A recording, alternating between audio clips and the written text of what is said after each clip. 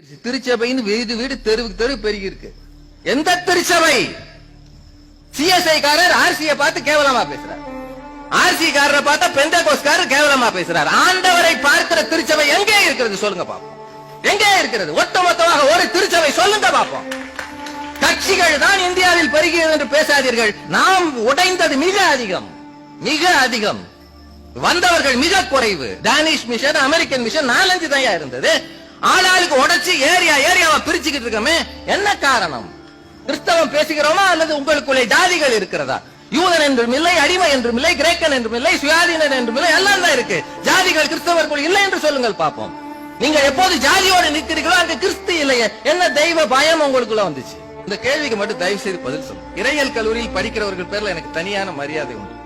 நீங்கள் எல்லாம் பாஸ்டர்கள் ஆகும்போது நன்றாக இருக்கிறீர்கள், கரஸ்பாண்டன்ட் ஆகும்போது ஏன் மாறுகிறீர்கள்?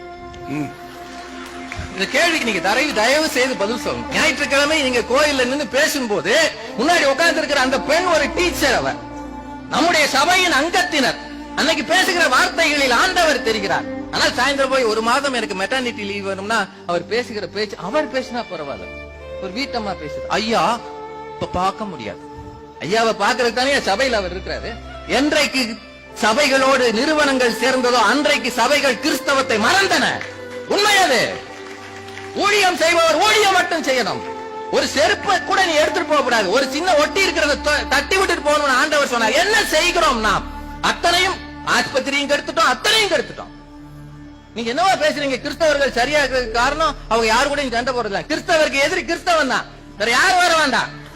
எல்லாம் யோசிச்சு பாருங்க. தமிழ்நாடு முழுக்க இருக்கிற அத்தனை வழக்கு மன்றங்களுக்கு போங்கள். கிறிஸ்தவருக்கு எதிராக வழக்கு போட்டவர்கள் அந்நியர்கள் அல்ல, கிறிஸ்தவர்கள் மட்டுமே. லட்சமாக செலவு பண்ணுகிறார்கள் அடியாட்களுக்கும் வக்கீல்களுக்கும். எங்கேயும் பிரச்சனை பண்ணுவதற்கு கிறிஸ்தவர்கள் போகக்கூடாது. நான் ஒரே ஒரு கேள்வி கேட்கிறேங்க. உன் தகப்பனையும் உன் தாயையும் கனம் பண்ணு, அப்போது உன் வாழ்நாள் நீடித்திருக்கும் என்று படித்த கிறிஸ்தவன் எதற்காக முதியோர் இல்லத்துக்கு அம்மாவை அனுப்பினான்? உன் வாழ்நாள் நீடித்திருக்கணும்னா நீ உன் தகப்பனையும் தாயையும் கனம் பண்ண. 10 கற்பனையில ஒண்ணியாது. 10 கட்டளைகள் மோசேக்கு ஆண்டவர் எழுதி கொடுத்தது. என்ன கிழிச்சிருக்கிறோம் நாம?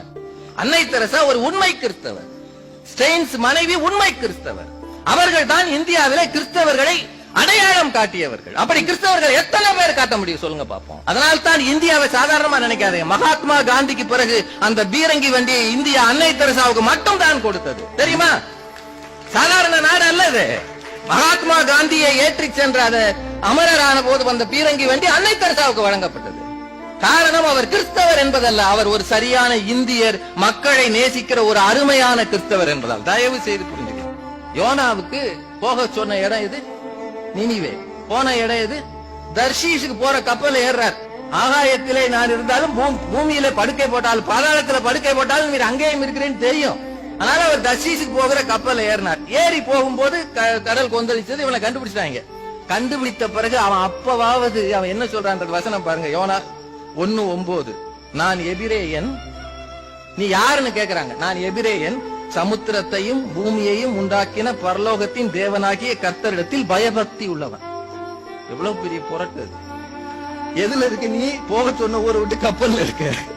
இப்படித்தான் பல கிறிஸ்தவர்கள் என்ன செய்தாலும் நான் தேவனிடத்தில் பயபக்தி உள்ளவன் என்று சொல்லிக் கொள்கிறார். ஒவ்வொருவருக்கும் உள்ளுக்குள்ளே இருப்பது மனசாட்சி. அதை கேட்டு பாருங்கள். நாம் கிறிஸ்தவர்களா, பெயர் கிறிஸ்தவர்களா, திருநாள் கிறிஸ்தவர்களா, உண்மையான கிறிஸ்துவை அறிவிப்பவர்களா என்று சொல்லி வாய்ப்புக்கு நன்றி கூறி நிறைவு செய்கிறேன். நன்றி.